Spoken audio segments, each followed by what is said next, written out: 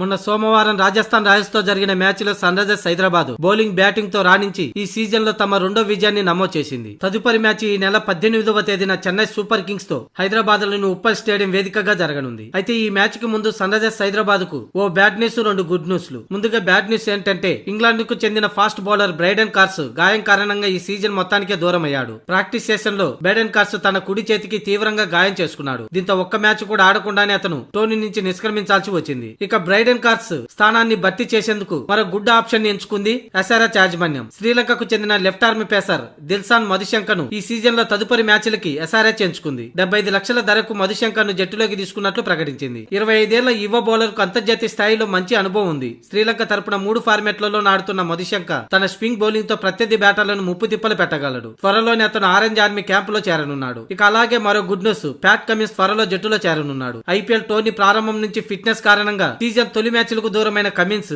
ప్రస్తుత fitness test నిరూపించుకునేందుకు సిద్ధమయ్యాడు. ప్రస్తుతం ఆస్ట్రేలియాలో ఉన్న అతను ఫిట్నెస్ పరీక్షలకు హాజరు కానున్నాడు. ఫిట్నెస్ నిరూపించుకుంటే వెంటనే జట్టుకు అందుబాటులోకి ఉంటాడని సన్ రైజర్స్ యాజమాన్యం ఒక ప్రకటనలో పేర్కొంది. అతడు ఫిట్నెస్ సాధిస్తే 17వ తేదీన కమిన్స్ హైదరాబాద్ కు చేరుకుంటాడని, మరుసటి రోజున ఉప్పల్ స్టేడియంలో చెన్నై సూపర్ కింగ్స్ తో జరిగే మ్యాచ్ కు ఈ వెటరన్ పేసర్ అందుబాటులో ఉండే అవకాశం ఉంది. కాగా ఎస్ఆర్హెచ్ కురాళ్లు ప్రఫుల్ హింగే, షాకిబ్ హుసేన్ ల తోడు కమిన్స్, మధుశంకర్ మైదానంలోకి వస్తే సన్ రైజర్స్ బౌలింగ్ విభాగం మరింత పటిష్టం కానుంది.